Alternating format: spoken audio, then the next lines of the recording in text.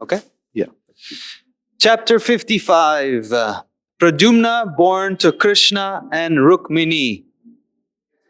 It is said that Cupid, who is directly part and parcel of Lord Vasudeva, and who was formerly burnt to ashes by the anger of Lord Shiva, took birth from the womb of Rukmini, begotten by Krishna. This is Kamadeva, a demigod of the heavenly planets, especially capable of inducing lusty desires. The Supreme Personality of Godhead, Krishna, has many grades of parts and parcels, but the quadruple expansions of Krishna, Vasudeva, Sankarshana, Pradyumna, and Aniruddha are directly in the Vishnu category. Kama, or the Cupid demigod, who later took his birth from the womb of Rukmini, was also named Pradyumna, but he cannot be the Pradyumna of the Vishnu category. He belongs to the category of Jiva Tattva, but for exhibiting special power in the category of demigods, he was a part and parcel of the super prowess of Pradyumna. That is the verdict of the Goswamis. Therefore, when Cupid was burnt to ashes by the anger of Lord Shiva, he merged into the body of Vasudeva, and to get his body again, he was begotten in the womb of Rukmini by Lord Krishna himself. Thus he was born as the son of Krishna and celebrated by the name Pradyumna. Because he was begotten by Lord Krishna directly, his qualities were most similar to those of Krishna. There was a demon of the name Shambara who was destined to be killed by Pradyumna. The Shambara demon knew of his destiny, and as soon as he learned that Pradyumna had been born, he took the shape of a woman and kidnapped the baby from the maternity home less than 10 days after his birth. The demon took him and threw him directly into the sea. But as it is said, whoever is protected by Krishna, no one can kill. And whoever is destined to be killed by Krishna, no one can protect. When Pradyumna was thrown into the sea, a big fish immediately swallowed him. Later, this fish was caught in the net of a fisherman, and the fish was later sold to the Shambara demon. In the kitchen of the demon was a maidservant whose name was Mayavati. This woman had formerly been the wife of Cupid, called Rati. When the fish was presented to the demon Shambara, it was taken charge of by his cook, who was to make it into a palatable fish preparation. Demons and Rakshasas are accustomed to eating meat, fish, and similar non-vegetarian foods. Demons like Ravana, Kamsa, and Hiranyakashipu, although born of Brahmana and Kshatriya fathers, used to take meat and fish without discrimination. This practice is still prevalent in India, and those who eat meat and fish are generally called demons and Rakshasas. When the cook was cutting the fish, he found within its stomach a nice baby, which he immediately presented to the charge of Mayavati, who was an assistant in the kitchen affairs. This woman was surprised to see how such a nice baby could remain within the belly of a fish, and the situation perplexed her. The great sage Narada then appeared and explained to her about the birth of Pradyumna and how the baby had been taken away by Shambara and later thrown into the sea. In this way, the whole story was disclosed to Mayavati. Mayavati knew that she had previously been Rati, the wife of Cupid, after her husband was burnt to ashes by the wrath of Lord Shiva.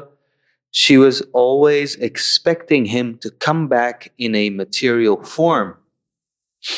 This woman was engaged for cooking rice and dal in the kitchen. But when she got this nice baby and understood that he was Cupid, her own husband, she naturally took charge of him and with great affection began to bathe him regularly.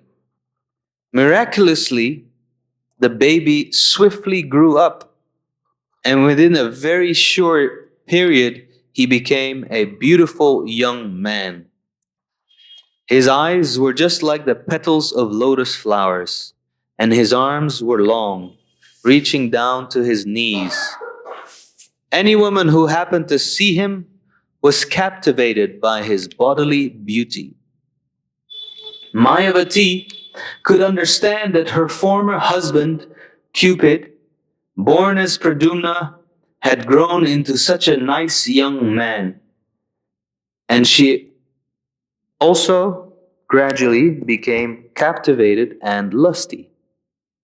Smiling before him with a feminine attractiveness, she expressed her desire for sexual union. He therefore inquired from her, "How is it possible that first you were affectionate like a mother, and now you're expressing the symptoms of a lusty woman? What is the reason for such a change?" On hearing this statement from Pradyumna, the woman Rati replied, "My dear sir, you are the son of Lord Krishna. Before you were 10 days old, you were stolen by the Shambara demon and later thrown into the water and swallowed by a fish. In this way, you have come under my care.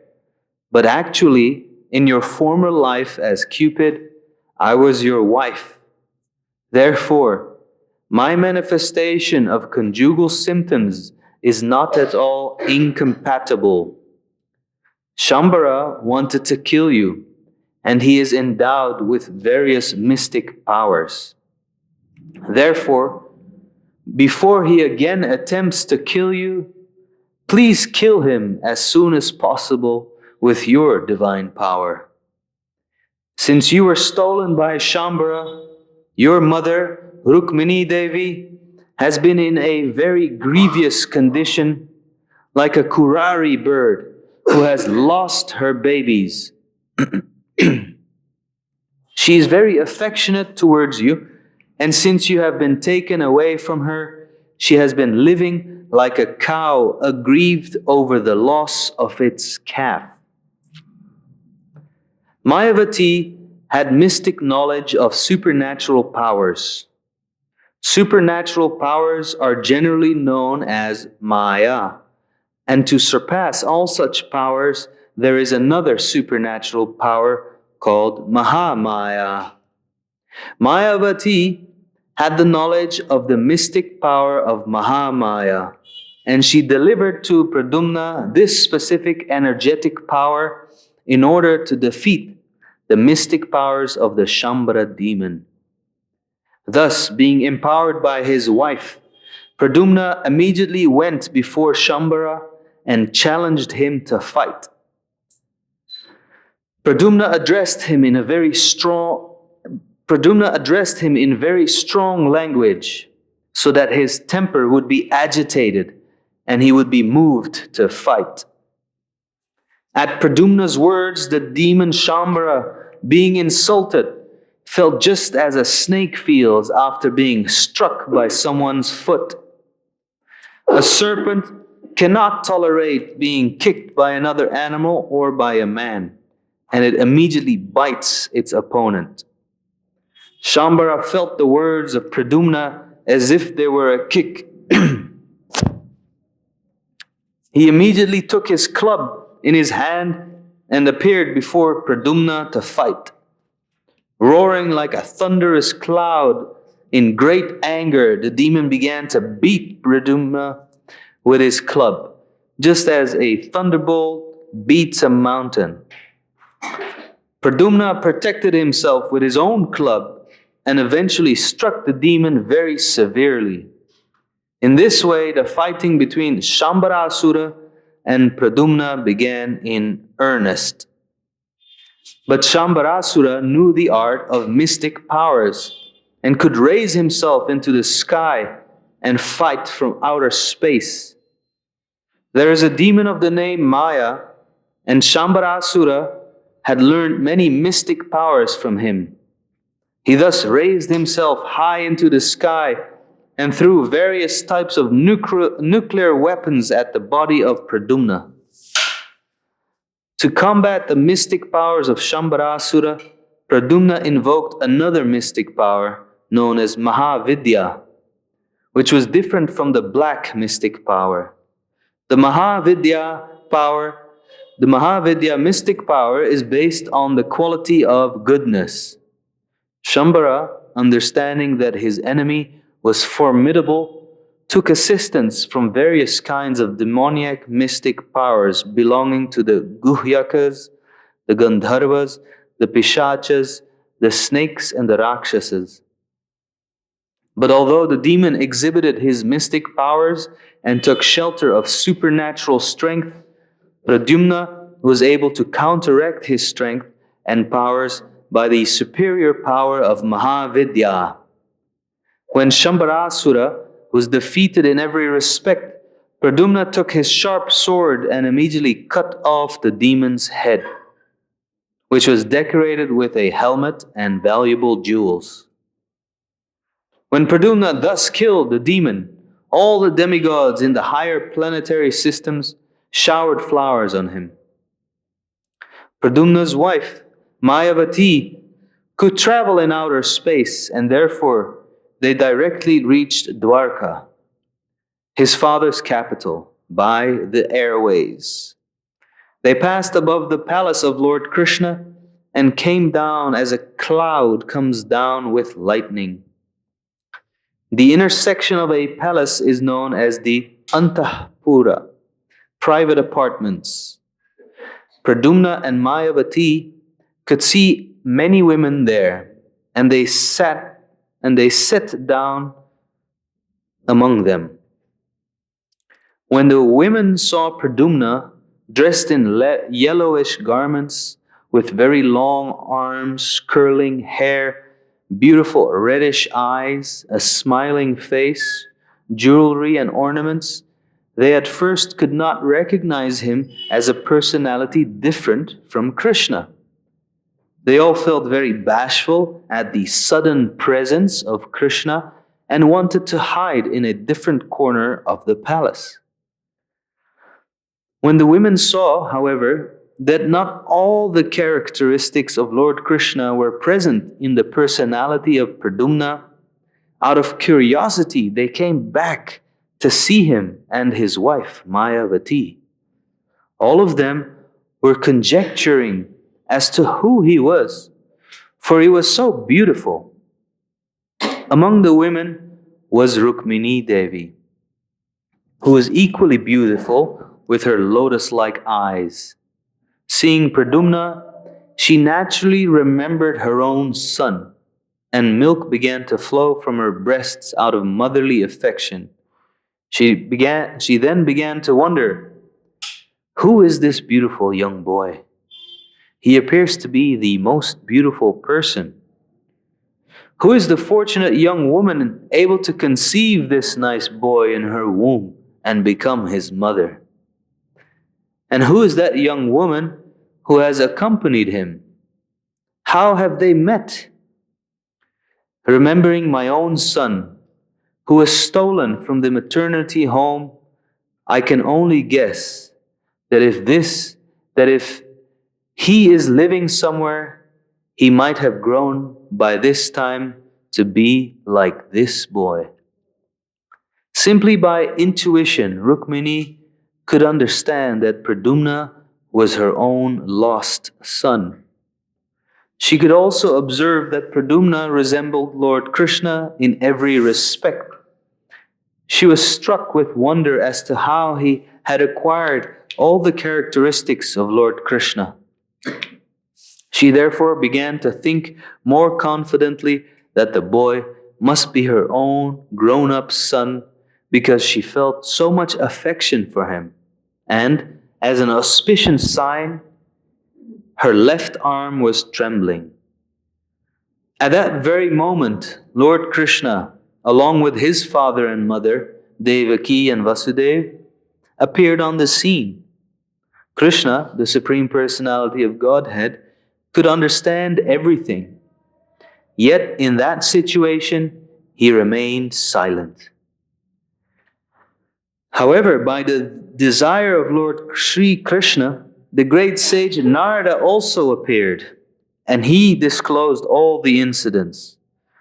How Pradyumna had been stolen from the maternity home, and how he had grown up and had come there with his wife, Mayavati, who had formerly been Rati, the wife of Cupid. When everyone was informed of the mysterious disappearance of Pradyumna and how he had grown up, they were all struck with wonder because they had gotten back their dead son after they were almost hopeless of his return. When they understood that it was Pradyumna who was present, they received him with great delight. One after another, all the members of the family, Devaki, Vasudeva, Lord Sri Krishna, Lord Balaram, Rukmini, and all the women of the family embraced Pradyumna and his wife Mayavati. When the news of Pradyumna's return spread all over the city of Dwaraka, all the astonished citizens came with great eagerness to see the lost Pradyumna. The dead son has come back, they said. What can be more pleasing than this? Srila Sukadeva Goswami has explained that in the beginning all the ladies of the palace, who were all mothers and stepmothers of Pradyumna, mistook him to be Krishna and were all bashful, infected by the desire for conjugal love. The explanation is that Pradyumna's personal appearance was exactly like Krishna's, and he was factually Cupid himself. There was no cause for astonishment, therefore, when the mothers of Pradyumna and the other women mistook him in that way. It is clear from this statement that Pradyumna's bodily characteristics were so similar to Krishna's that he was mistaken for Krishna even by his mother. Thus ends the Bhaktivedanta purport of the 55th chapter of Krishna, Pradyumna born to Krishna and Rukmini.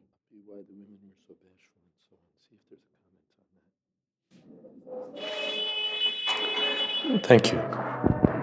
How's our, amplification is good? Hare Krishna. Hare Krishna. Are we okay? Are we really okay? Can you hear well? Okay, but we need to get the fine-tuning. Hare Krishna. Okay. Om Jnana Timirandhasya Gyananjana Sadakaya Chakshurn Militam Jena Tasmai Shri Gurave Namaha Shri Chaitanya Manobhistam Sthapitam Jena Bhutale Swayam Rupa Kada Mahyam Tadhati Sapadantikam Vandehang Shri Guru Shri Jata Padakamalang Shri Gurun Vaishnavamscha Shri Rupam Shagrajatam Sahagana Raganatan Vitam Stam Sajivam Sadvaitam Savatutam Parijana Sahitam Krishna Chaitanya Devam Shri Radha Krishna Padan Sahagana Lolita Sri Vishakhanvitamscha He Krishna Karuna Sindho Dinabandho Jagatpate Gopesha Gopika Kanta Radha Kanta Namostute Tapta Kamshana Gaurangi Radhe Vrindavaneshwari Vrishabhanu Sute Devi Pranamami Hori Priye Vanchakolpatarubhyascha Kripa Sindhobhyevacha Patitanam Pavanebhyo Vaishnavebhyo Namo Namaha Shri Krishna Chaitanya Prabhu Nityananda Shri Advaita Gadadhar Shivasari Gaur Bhaktavinda Hare Krishna, Krishna Krishna, Hare Hare, Hare Rama, Rama Rama, Hare Hare.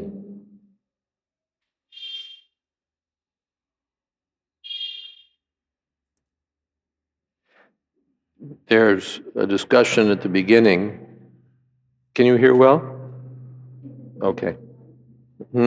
Not quite so. The outside is loud.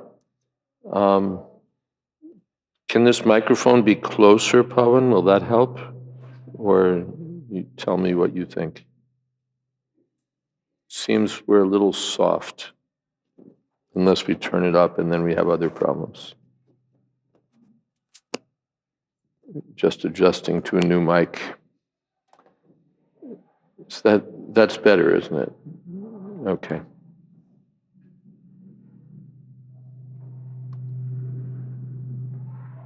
So we begin with the discussion of who Pradyumna is. Is he Vishnu? Is he Cupid? And the conclusion appears to be that he's one of the jivas, but that he's part of the super prowess of Pradyumna, the personality of Godhead.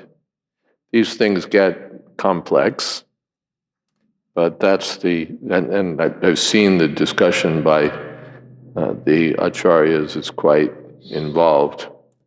But the summary is that he's a jiva, but he has special powers.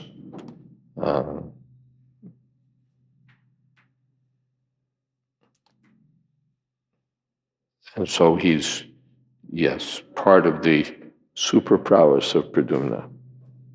What exactly that means, one has to be more learned to understand. Cupid was burned to ashes. He's therefore called Ananga. Ananga means one who has no body.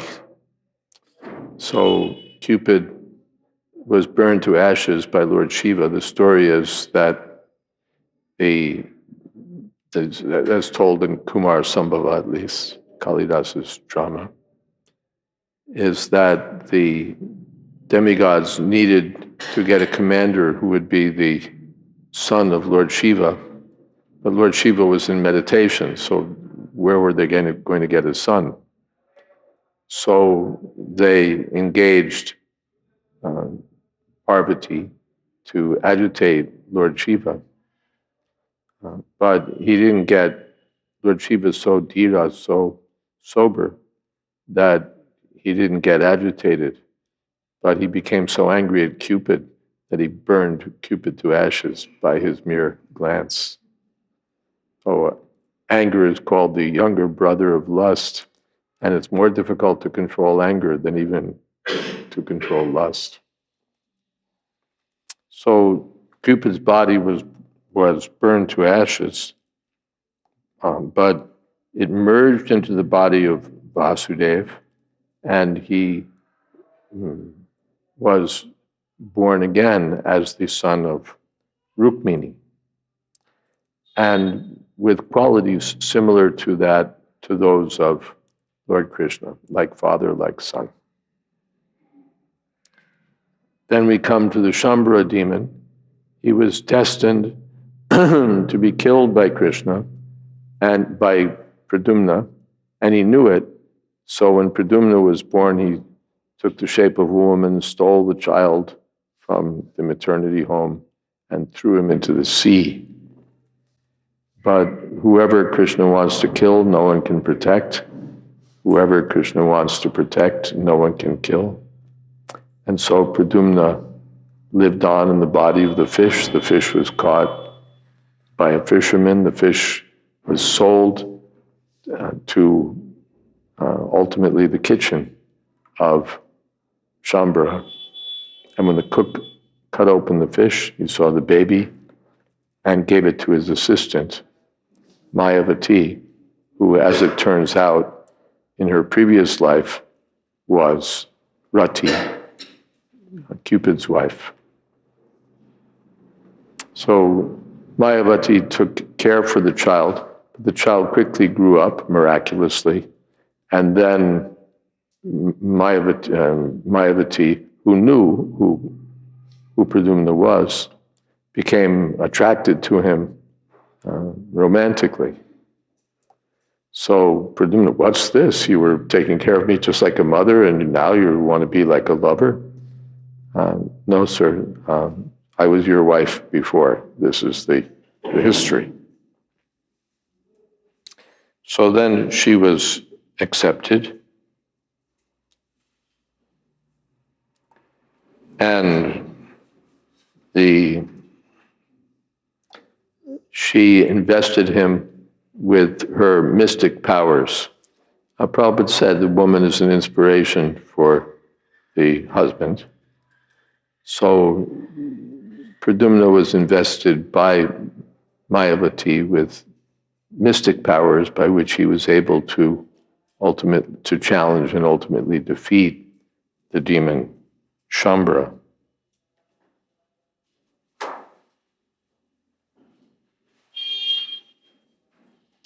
Then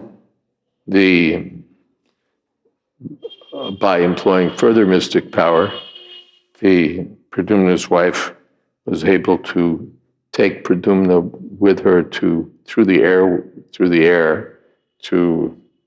or through outer space to Dwarka, and they sat down in the Antapur, the inner quarters of the palace where the ladies live.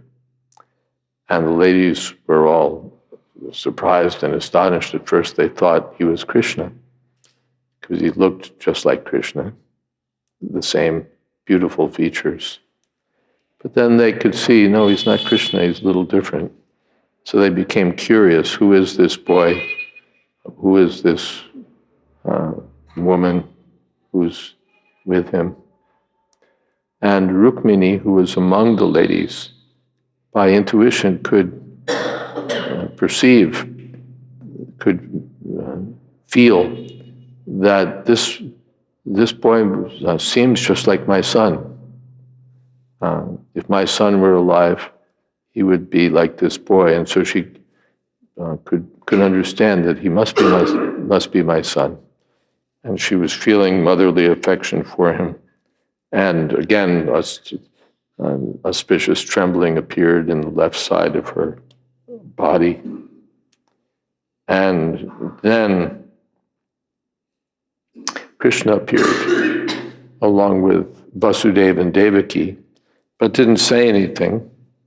But Narada Muni appeared and told the whole story of what had happened.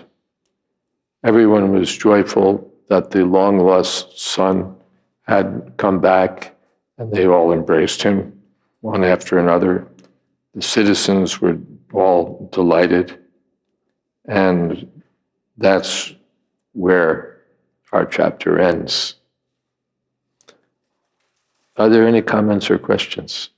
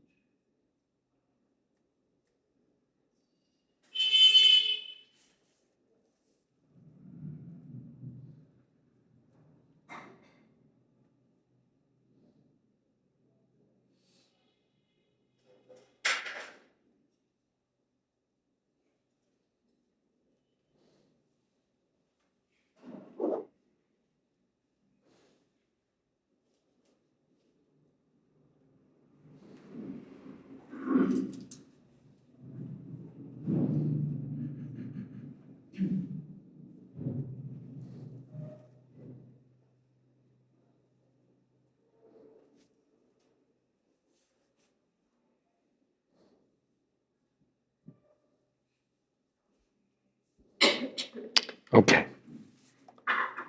Yes. Krishna. Of course, we read the baby in the stomach of the fish and we think, okay. I was wondering in that regard, but also in general, how can we be both independently thoughtful and surrendered at the same time? How can we be independently thoughtful and surrendered at the same time? You mean, how can we believe all these things? In that regard, yeah, but also, for instance, when the spiritual master says something or we read instructions of Prabhupada, how can we both be our own individuality and be surrendered completely? Well, one thing is that independently thoughtful doesn't mean that we challenge the assertions of the spiritual master or the Shastras. Independently thoughtful doesn't mean that. Prabhupada's not looking, when he says that we should be independently thoughtful, doesn't mean we should second guess the spiritual master. We should wonder whether what he's saying is right or wrong. We should question everything that the Shastra says to see if we agree with it. That's not the intention. Independently thoughtful means one thing when it comes to the spiritual master's orders: how do I do this? Not just that, that one should use one, as Prabhupada said, strain your brain. Strain your brain. How do we accomplish what the spiritual master desired? That's independent thoughtfulness. Another meaning is that we don't have to be bound by the opinions of materialistic peers who would say, well, how can you surrender to this, blah, blah, blah, blah. They can think what they want, and we can think what we want. So we're independently thoughtful in that way. Another meaning is that when we read the statements of Shastra, we should think about how is it true. There's a relevant statement from St. Augustine. The standard formula that people follow is, I want to understand so that I can believe. And so, I understand in order that I may believe. And Augustine turned this around. I believe in order that I may understand. If we start with what Prabhupada called submissive oral reception, and I don't know how it's true, but I accept the authority of Shastra, then Krishna will reveal how it's true. If we start by challenging, then we just keep our faith in Maya's version of things, and that's our misfortune. If we demand to understand everything first, Prabhupada said, what will you understand with your pea brain? But if we hear with submissive oral reception, all right, I'm hearing from the authority, by nature of being the authority, knows more than I do. So let me hear and try to understand. Prabhupada gave the example that the father says, this is a watch. And we accept, all right, it's a watch. What does it mean that it's a watch, and so on? That we'll come to understand. But if we start off with, well, why is it called a watch? And why do I have to call it a watch just because we're not going to understand anything past that. We'll never get to tell the time. So I believe in order that I may understand.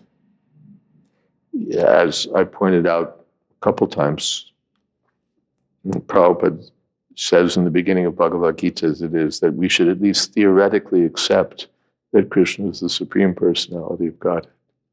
Because by that theoretical acceptance, all right, now I have an open mind and I can consider everything and then reach the right conclusion. Another meaning of independently thoughtful is like the Goswamis, Nana Shastra Vicharane Kanipano. They scrutinizingly studied all the Shastras. I always find it enlivening to see how some point that we might just gloss over as, well, all right, that's what it says, or not even think about, the Goswamis look at. How is this possible when it also says that? They look at apparent contradictions, and then they do their research, and they find how to reconcile those apparent discrepancies. And then they write about that in their books. So that's another meaning of independently thoughtful. As a practical example, in my generation, I think of Sadaputta Prabhu, who accepted Prabhupada's view of cosmology as received from Srimad Bhagavatam, and then found novel correspondences with scientific knowledge or novel explanations from existing knowledge that in various ways correlate with the conclusions of the picture of Srimad Bhagavatam.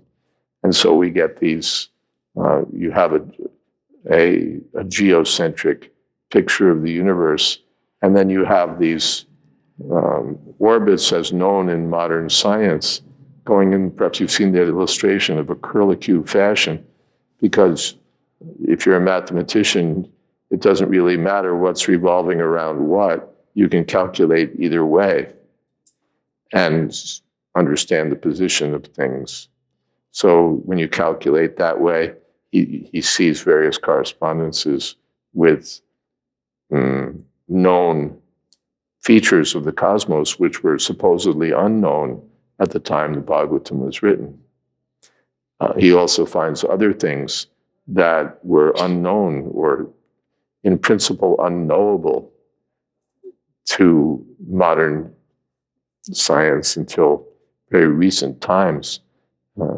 Distances calculated by triangulation that required instruments of precision. Triangulation means you're in one place, you're in another place, and you can calculate the position of a third object, but you have to have sufficiently good instruments to do that. They didn't have the instruments.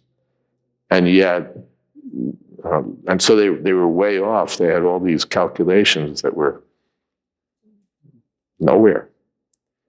And yet the numbers given in the Bhagavatam correspond more closely to the modern numbers that we have, although they presumably didn't have any of those instruments, and so on. So Sadaputta found out all these interesting things and made interesting hypotheses and explanations of what the Bhagavatam says. Again, based on this principle that I start with accepting it and then work on figuring it out, rather than starting by assuming that it's probably not true, and then, what is it, guilty until proven innocent, or something like that, untrue until proven. It starts with accepting that it's coming from Shastra, it's coming from authority, so it's true. Now, how do we explain that? So that's another example of independently thoughtful. So if we start with accepting scripture and then we figure out how it actually works, what if we first run into the Bible or the Quran and then we do the same, we apply that same strategy? You'll find, first of all, that there's a supreme Godhead, the supreme personality of Godhead, which puts you, light years ahead of the materialists. If you accept Bible, Quran, and any of them, you'll get some tangible knowledge. Then, as far as then of course you'll have a lot of work to do to how do we explain their pictures of time, the picture of time that the Bible gives us. How do we explain various other things? Well, that they have to work on. I've seen some of the work. It's work. But even we accept that there's a certain way in which these things are true. There's so much truth to be found in the Bible or the Quran. But we take it that we have a larger picture. And Prabhupada gives the example of the pocket dictionary and the unabridged dictionary. It's not that we reject the pocket dictionary, but we get a more comprehensive picture from the unabridged dictionary. Is that okay? Yes. Hold on a second, we're giving you a microphone. Devotees accept the Shastras. But when you are reading to someone, like I used to read to my granddaughter. Devotees accept the Shastras, but when you're reading to others, when we're speaking to others, and you say that there was a baby in the stomach of a fish, and they will ultimately think, what is she talking about? Yeah, but how I linked it is we are supreme. How I linked this as I was reading. You have to. The acoustics in this room are miserable, and so you have to speak slowly. Yes, into the mic, okay, slowly and clearly. I'm getting it slowly. So what I was trying to say was that it's difficult to explain to others who are not reading the Shastras, or devotees, to explain to them about the transmigration. We're the soul and we transmigrate. So when I was looking at this bit here, when the cook cut the fish, found within the stomach a nice baby. So I was just linking that we are soul. We transmigrate one body to another. And Supreme Personality Godhead, He's the Supreme Soul. He can do anything. So we can comprehend that, yes, this is true. But to explain to others, when we explain, even... You started loud enough, and then you thought that everything was fine, and you go back to speaking in a low voice. Oh, okay. And now you're gone again. Okay. I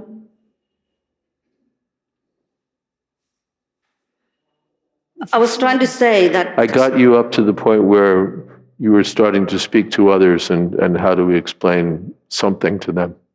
Yes, I was trying to say that. I was trying to say we understand, devotees, we are reading the Shastras. I got all of that. So now your conclusion is, the question you want to ask is, at the end, because that's the part I didn't hear. I heard the rest. I heard that we accept the Shastras, we accept transmigration and so on, but sometimes it's difficult to explain to others about this. All right. It's not difficult to explain it. It's difficult for them to accept it. Accept. There's a difference. We can explain it, but they may or may not understand it. For those who are addicted to intoxication, gambling, meat eating, illicit sex, and mental speculation, these things may be difficult to understand. Or those who are just dull will have a hard time with it. But an intelligent person and person a little open-minded may be receptive to what's really a simple explanation. We change from a childhood body to a young person's body to an old person's body. We give up one set of clothes to accept another set of clothes. These explanations are given by Lord Krishna in Bhagavad Gita. So we don't have to come up with a new explanation. These are the simple explanations given, and all we can say is, well, think about it. You know, you may not accept it right here on the spot, but take this book, read it, and go home and think about it. Yes, I think they're not ready to understand because, you know, they So sell them a book. yes. Paying for the book will automatically make them more qualified to understand. They gave something. And reading the book will give them further qualification. They may not understand it in 2 minutes or 5 minutes of our speaking with them, but if they take the book and read it, read even a portion of it, they may gradually understand. And if they don't understand, maybe someone else will pick up the book and read it and understand. We can't make everyone understand. It's not going to happen. No. But our duty is, here's the message, and if you're fortunate, you'll accept it. Like Krishna came as a Matsya, Varaha. Krishna? Krishna came as Matsya and Varaha. Yeah. So, you know, that's those stories. I mean, I bought many of those stories and kind of distributed. We're hopeless. As long as you speak like this, I'm not going to be able to understand what you're saying. Oh, okay. So, and please don't have me ask you again and again to speak up. Just continue to speak up, or I'm going to give up and go on to the next person. I'm trying to say that about the stories of Matsya and Varaha. Mm-hmm. At the early stage when I came, I couldn't understand how Lord can be in those forms. And then I read again and again to my granddaughters, trying to understand. And I found that, you know, as you read more and more, and the understanding that comes. It's a purifying process. Yes. The more we read and try to understand, the more we do understand. Good. Thank you for that. Thank you very much. Hare Krishna.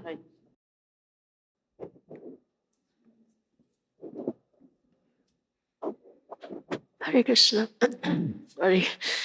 Marge, I'm thinking about, we know that the material world is Jakalam Sasvatam, full of suffering. Yes. We know And as if you speak aspiring- directly into the mic also, you'll have similar success. We also know that as aspiring devotees, we can't expect utopia. But when it comes to the spiritual world, I mean, I would have expected different. Yet we see with Rukmini, when she accepts Krishna, when she surrenders to Krishna, the first thing that happens is her attachment to her brother is highlighted and then severed. And sorry, Marge. It's not working. You have to speak louder, Okay. more clearly. Okay, I try. We see with Rukmini Yes. that when she surrenders to Krishna, Yes. her attachment to her brother is highlighted Yes. and severed in some way. And then now her son is taken away at birth. And it seems like a lot of tragedy. And it can't really be for her purification because, No. you know. So how do we understand? It's not for Rukmini's purification because she's already pure, but these things are lila, or pastimes. So they're dramas performed by the Lord and his energies through the agency of Yogamaya, by which love for Krishna increases.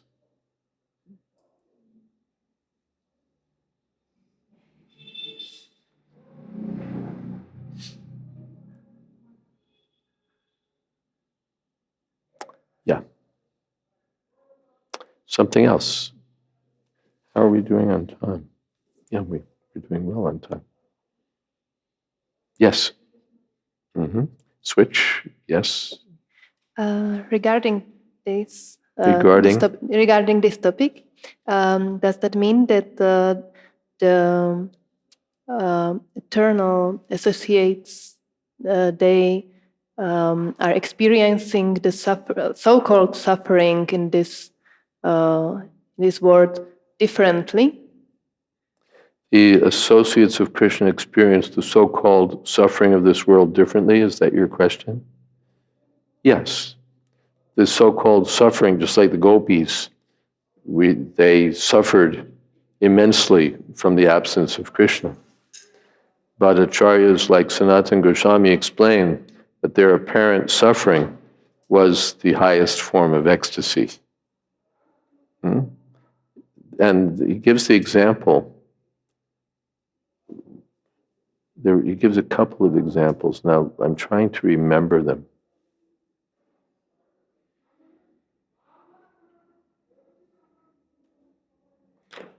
Ice to the touch it's so cold that it may appear hot, right? It almost feels like ice burns. It's so cold. So there's a similar paradoxical nature to the apparent misery of the gopis, that they're experiencing the greatest intimacy with Krishna in that mood of separation, and therefore the sweetness or the ecstatic love is at a higher level than in any other mood. And therefore Chaitanya Mahaprabhu is aspiring to taste love in that mood, not in the mood of union with Krishna, but separation from Krishna. So that's different. In material life, separation is separation, that's all. But on the spiritual platform, it's the highest form of intimacy. Thank you. May I have a second question? Mm-hmm. It is said that Sri Chaitanya Mahaprabhu is nowadays everything is under his control. Everything is under his control. Under Chaitanya Mahaprabhu's control? Okay. But at the same time, Vrindavan is Radharani's kingdom. And Understood. At the same time, Vrindavan is under Radharani's control. At the same time, Vrindavan is under Radharani's control. Yes. So how do they share? Or is it like Krishna is also under Radharani's control.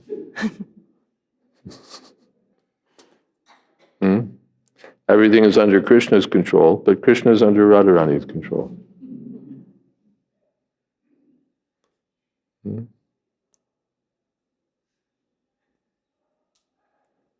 Or, I'm not sure if this is not shastrically authorized, so we'll just provisionally put this out for your thought. Krishna rules the universe, but Vrindavan is home, and the woman always rules the home.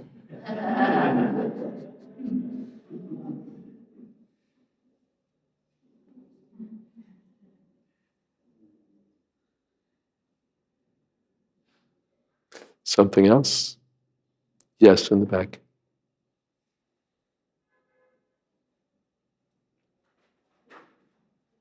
Hare Krishna. I was just wondering, is there such a thing as over-dependence on the devotees? Is there such a thing as? Over-dependence on devotees. Overdependence on what? On devotees. On devotees? Yeah. Some devotees are notoriously undependable. It's not that we can just say, okay, choose your categories, devotee, okay, unlimitedly dependable. Forget it. It's not that by being a devotee one becomes infallible or invariably dependable.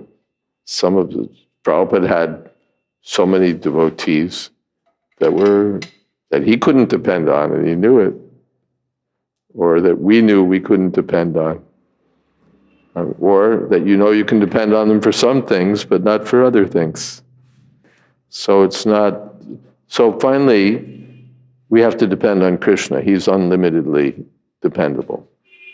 You can't over-depend on Krishna, because he's overly dependable.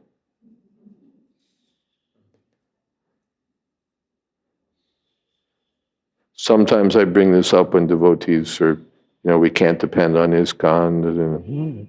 So we're not, and Shastra doesn't say, you can absolutely depend on ISKCON. We depend on Krishna. And to the extent that ISKCON is, serving Krishna and serving the purpose of mission of Krishna, ISKCON will also help us. But it's not that ISKCON is somehow equivalent to the Supreme Personality of Godhead in all respects, and therefore unlimitedly reliable and dependable. If we think like that, we're someplace down the line going to be disillusioned. So Krishna is unlimitedly dependable, even if he sometimes seems undependable. The Bhishma Dev expressed that in the first canto. The Pandavas have undergone so much trouble. Their wife, Draupadi, is like the goddess of fortune, and all of these things happened.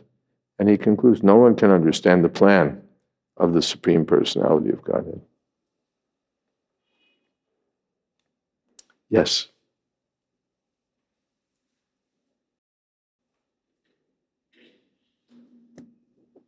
Hare Krishna Maharaj. Maharaj, I was listening a class by Srila Prabhupada from New York, 1966.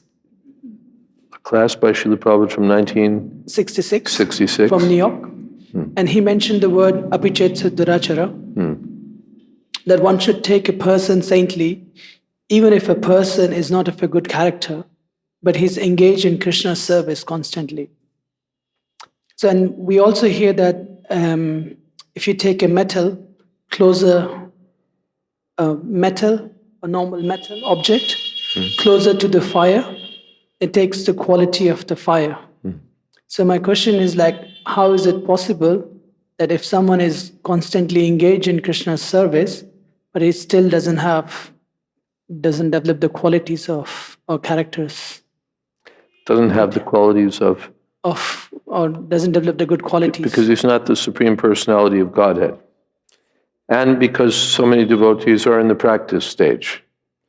Practice makes perfect, but practice isn't the stage of perfection. It's the practice stage. So in the practice stage, there may be, Prabhupada discusses this in purport to that verse, Apichet Sudaracharam. The Srila Bhaktivinoda Thakur says that generally the path of prescribed duties goes side by side with our life. Sometimes there's a cross between devotional service and our embodied life. And then there may be some discrepancy. But give some more. But the devotee sticks to the process and everything is sorted out.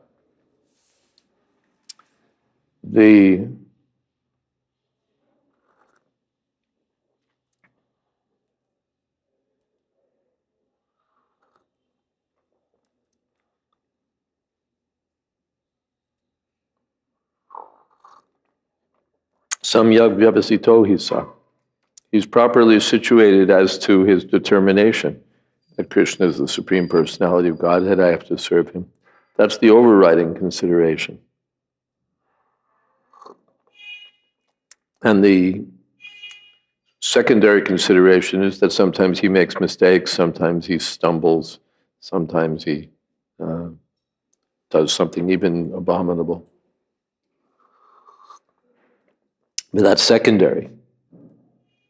Primary thing is he's fully dedicated to serving Krishna. But that will gradually see to everything.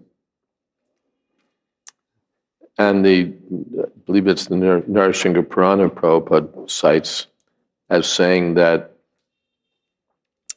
the discrepancies in the life of the devotee have to be considered like spots on the moon. We don't deny that they're spots, but we don't reject the moon. Oh, it's got spots on it. We accept that, all right, spots or no spots, still it's the moon. So the devotee is not rejected for having some even serious discrepancies. Bhajate mam ananya bhak sadhureva. Still he has to be considered a sadhu.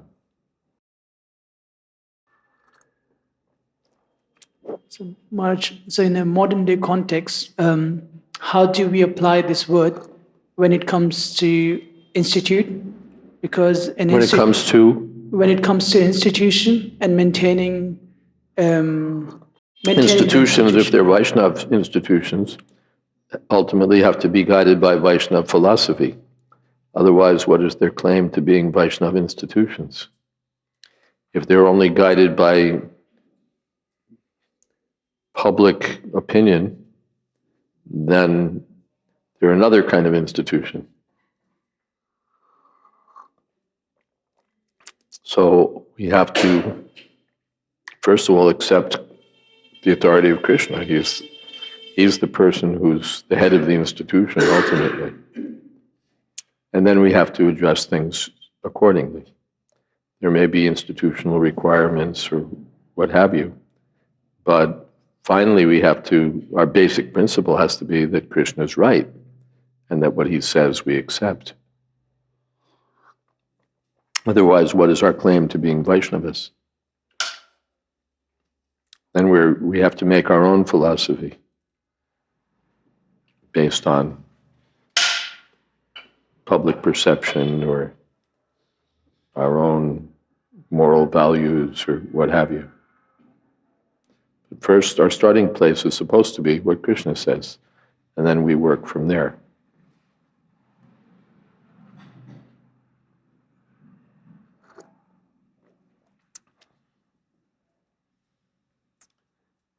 Yes, in the back, there's a question. Maharaji, can I ask question from yesterday? Yes. Yeah. You said something about guilt. You Guilt. feel guilty because you are aware of your guilt. Mm-hmm. But can it be like false guilty based on ignorance? For example, false guilt. Can we feel false guilt because of ignorance? Yeah, for example, a mom who's constantly feeling guilty. Constantly feeling guilty. Guilty for not being able to do everything for her child, but which is unnecessary. For not being able to do everything. Yeah, which can be sometimes unnecessary, or... Well, okay. Generally, what's the word? Sinful activity is often ascribed to ignorance. Sorry? Sinful activity often is due to ignorance, and Prabhupada cites ignorance is no excuse for breaking the law. So there's I wonder where that went. Yeah. Thank you.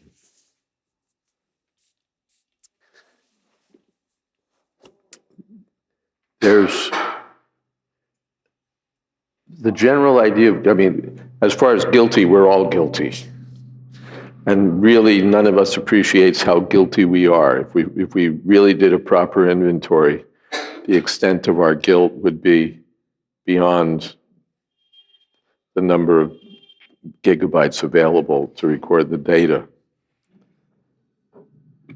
And if you add all the various lifetimes in which we've been guilty, then, all your data centers are going to combust. So there's a statement that Prabhupada makes. I believe in prayers by King Kulashekar and purports, or though it could be Narad Bhakti Sutra, and it's supported by a statement, or it draws from a statement by Srila Rupa Goswami, like to this effect, that when our feelings of guilt or incapability or fallenness or what have you result in decreasing devotional service, then it's pratikul, it's unfavorable for the ultimate goal of life. And when it supports our progress in devotional service, then it's good. There's this modern bias against guilt. You should never feel guilty. You don't want to be overburdened with guilty feelings. And so we just want to be able to do everything and not feel guilty about it. I can't go on feeling guilty about what, raping this girl, stealing this money, running over this pedestrian, whatever the things that I do. I don't want to, be hung up and feel guilty for the rest of it. That's a pathological state of mind. A person who can't feel guilt is a, what's the word? Psychopath. Thank you, that's the word. Is a psychopath. You have to feel guilty, otherwise something's seriously wrong with you. We all do things for which we deserve to feel guilty and should feel guilty. And this modern idea that, why should I feel guilty is stupid or pathological. But we shouldn't wallow in our feelings of guilt, swim in our feelings of guilt to the extent where we think, I can never serve Krishna, I might as well give up.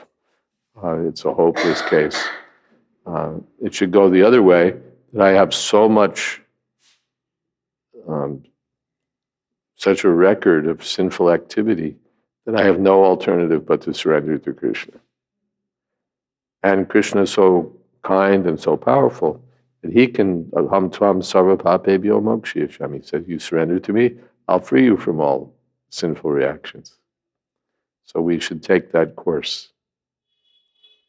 Does that make sense? And does that answer your question?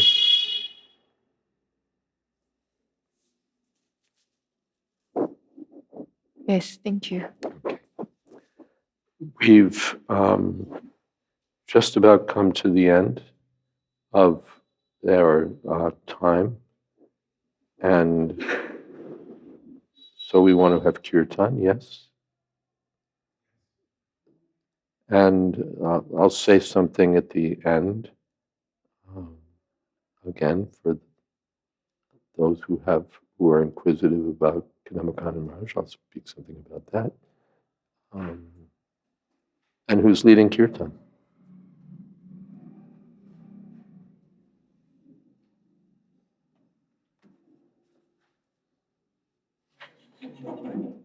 Yeah.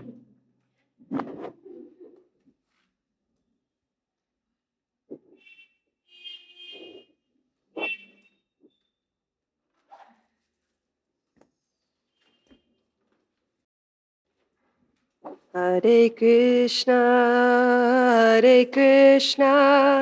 Krishna Krishna, Hare Hare, Hare Rama,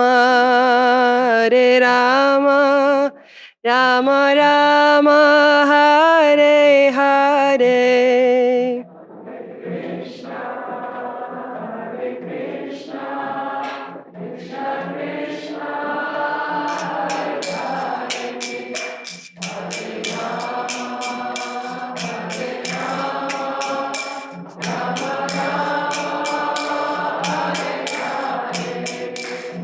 Hare Krishna, Krishna Krishna, Hare Hare, Hare Rama, Rama Rama, Hare Hare.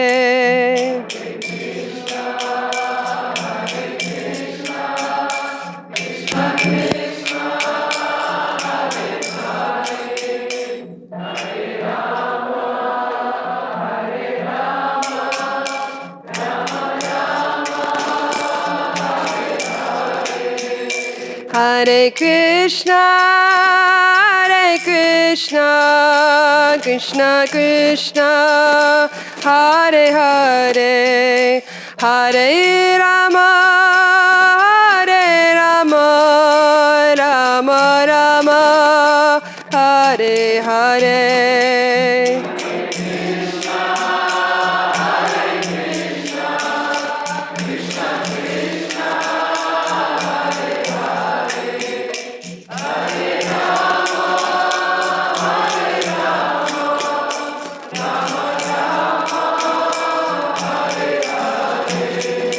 Hare Krishna,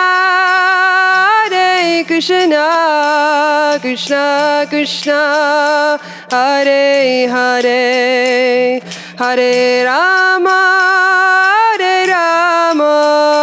Rama Rama, Hare Hare.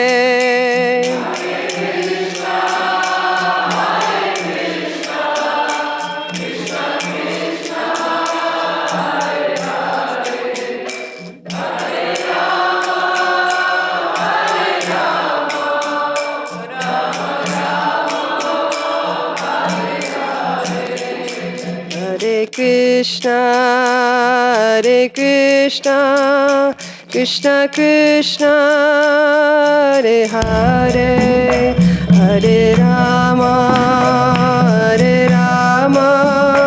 Rama Rama, Hare Hare.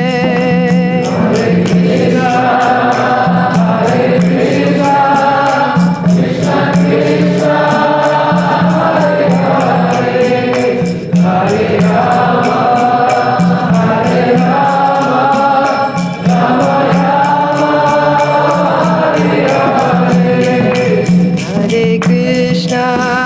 Krishna, Krishna Krishna, Hare Hare, Hare Rama, Rama Rama, Hare Hare. Hare Krishna, Krishna Krishna, Hare Hare, Hare Rama,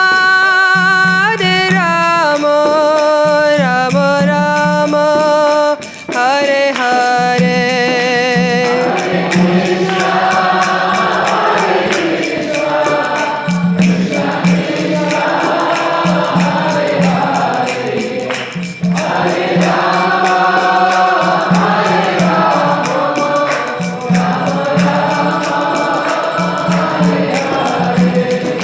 Hare Krishna, Krishna Krishna, Hare Hare, Hare Rama, Rama Rama, Hare Hare.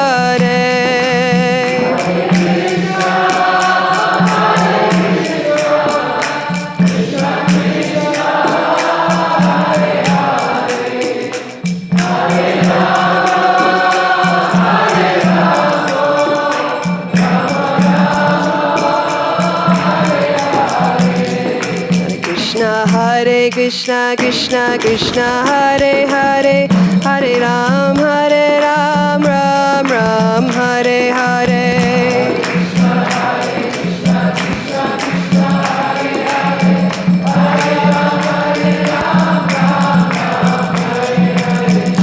Hare Krishna, Krishna Krishna, Hare Hare, Hare Ram, Ram Ram, Hare Hare.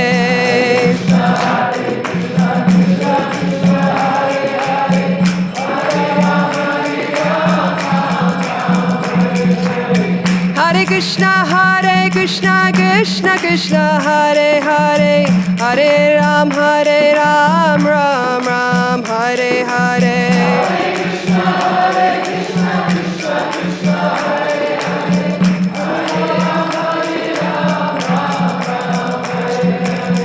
Hare Krishna, Krishna Krishna, Hare Hare, Hare Ram, Ram Ram, Hare Hare.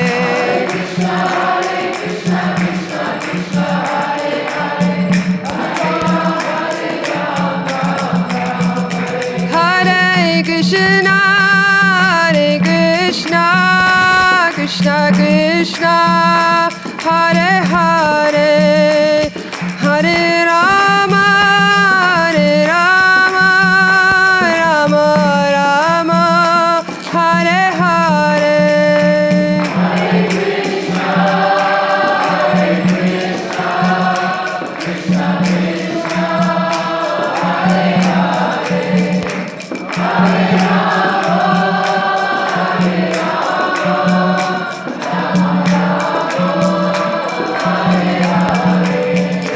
Hare Krishna, Krishna Krishna, Hare Hare, Hare Rama, Rama Rama, Hare Hare.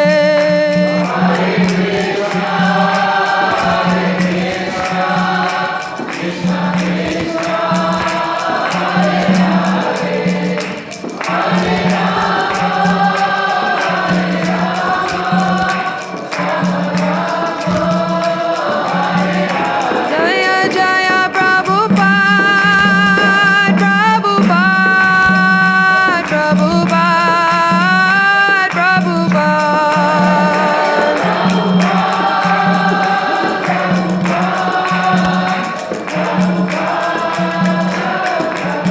Jaya Jaya Gurudev, Gurudev, Gurudev, Jaya Jaya Gurudev.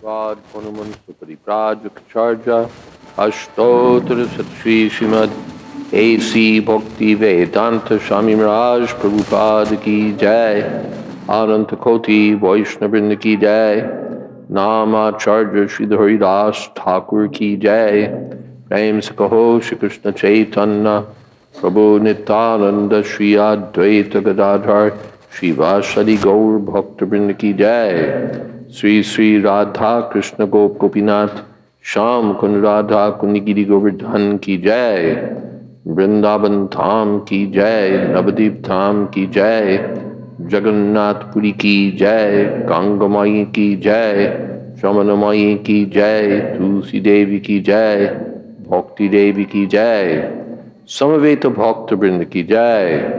All glories to the assembled devotees. All glories to the assembled devotees. All glories to the assembled devotees.